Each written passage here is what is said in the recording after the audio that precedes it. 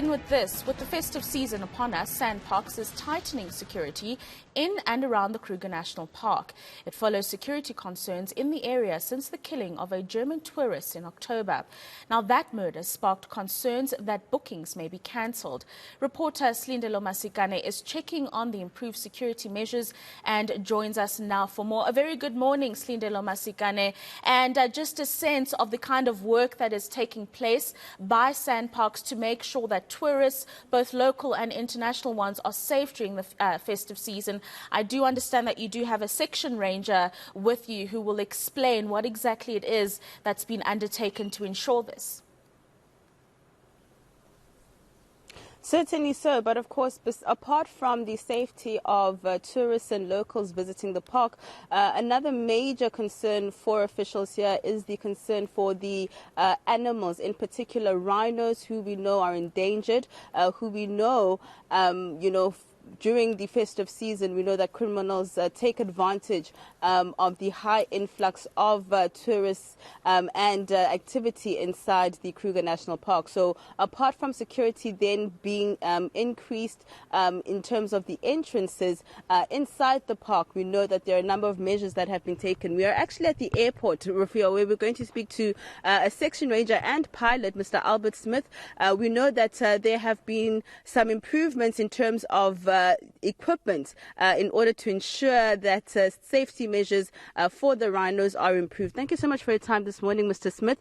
Maybe just talk me through this particular machinery in front of us, because I understand it's something that's going to assist in terms of safeguarding the animals inside the park. Maybe talk us through this machine. I understand it's called the Bat Hawk. Yes, it's called the Bat Hawk. It's a micro-light aircraft, and we use it normally to do patrols and to do scouting. It's very sufficient. It's costly as it compared to a helicopter flying at low level and slow pace and low speed. The Bat Hawk are equal to do that at a very efficient cost for less than 1,000 rand an hour compared to chopper that is probably running at about 20,000 rand an hour. Yes, you can go very low with this compared to a fixed wing. It is quite a safe aircraft to be used in the park. We are only 4 of these aircrafts in the park. So yeah, if we need to look for a vehicle, we can very quickly get into the air, cover those roads and find this vehicle, similar like a helicopter can do. When there's follow-ups on rhino poachers, we can assist by suppression, keeping those poachers at bay for our ground team to follow up, and this can contribute to successful arrest. In the past that we have done that already, we are able to do normal patrols on a daily basis on our boundary to look at carcasses and find any suspects from the air. So what the Bat Hawk assisting us, it's very sufficient compared to a helicopter. Yeah. Mr. Smith, maybe talk me through the challenges, because I know we were supposed to fly out this morning. Our viewers, I think, were definitely going to look forward to that. I was looking forward to it, but we're having challenges with the weather. So, I mean, when it comes to days like this where it's overcast, you can't necessarily then fly out to patrol with the Hawk. That's correct. We had quite low clouds this morning, and it's a bit rainy in certain areas of the park. So, yeah, it is not safe to do that for the moment. But yes, it can be a challenge, but then it's sometimes better to call a helicopter in conditions like this. Yeah. That is much safer and have more power.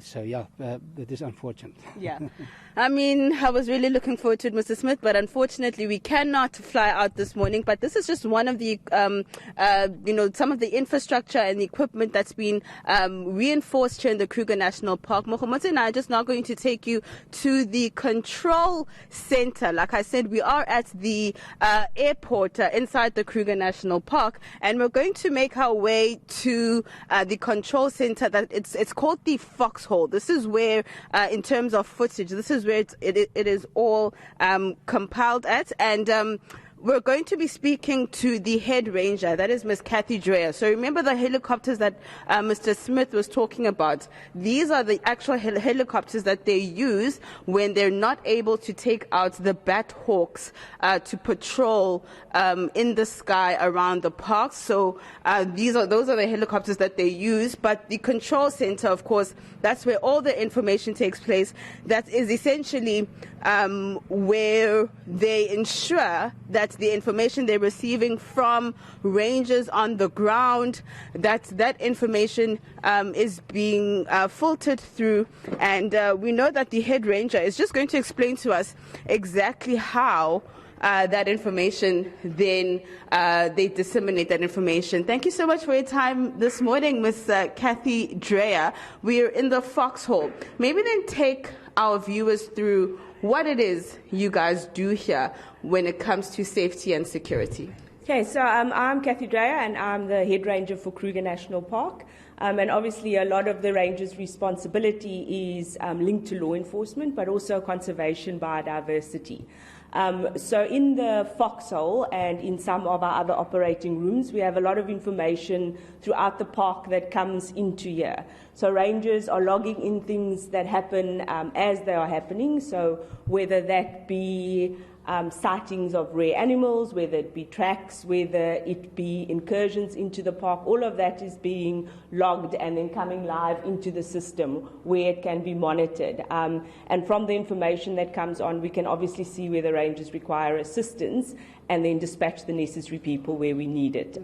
There's also information related to law enforcement that is coming into the park. Some of the cameras or the gates do have access controls, so some of that gets fed into here so that we can monitor the gates. So yeah, just a lot of information from all over the park that comes directly into here. What are some of your concerns heading into the festive season? So obviously with the festive season, there's positive and negative. So the positives is tourists are our eyes and ears. So obviously with an increase in tourism, we're grateful that tourists can report any irregularities. There's number on the permits, there's numbers as you enter the gates. So tourists can report things like animals with snares, anything suspicious that they see. So that for us is actually a major positive. And we encourage tourists to report anything to us so that we can respond accordingly and immediately. Obviously the challenges with lots of people, there comes an influx of people into the park, which we're really hoping for. So there are some tourists who don't abide by the rules, so there's issues related to speeding, littering. Obviously we know that some criminals do make use of our access gates to illegally enter the park and carry out crimes related specifically to wildlife. So those are some of our concerns. But for ranger services, it's business as usual. Rangers are required to be on the ground 365 days a year. We certainly don't slack. It's not like there's nobody in the ground. All the rangers will be on duty as they normally is, and most of our operations carry on as is, irrespective of the festive season. Now, we've seen the bat hawk, some of the reinforcements in terms of patrolling. Anything else that's been, brought into the park to improve safety and security? Yeah, so there's a lot of new technology that comes into the park. Some very simple technology. It starts with a basic camera trap that can give a GPS location, to much more advanced technology such as radar systems and night capabilities.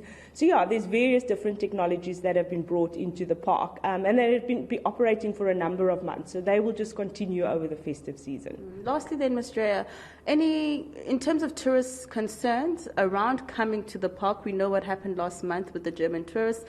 Maybe anything you want to say to them who are a bit hesitant to make their way? They want to, but, scared. Yeah, so as we previously said, we encourage tourists. Kruger has 5 entrance gates just in the south of the park. So we encourage tourists to use other gates. There's regular updates on our social media. And then there's been a lot of work with our external stakeholders, such as SAPs on the outside of the park, to try and reinforce and strengthen the safety of tourists outside. But we just encourage tourists to keep up to date what's happening. We as SANParks do keep tourists up to date with the situation outside the park. Some of it obviously is out of our control, but there are alternative gates, and there's a number of routes that tourists can use to enter the park. Thank you so much. All right, that is Head Ranger Ms. Kathy Dreher taking us through some of the safety and security measures that have been instituted here at the Kruger National Park in terms of wildlife crime.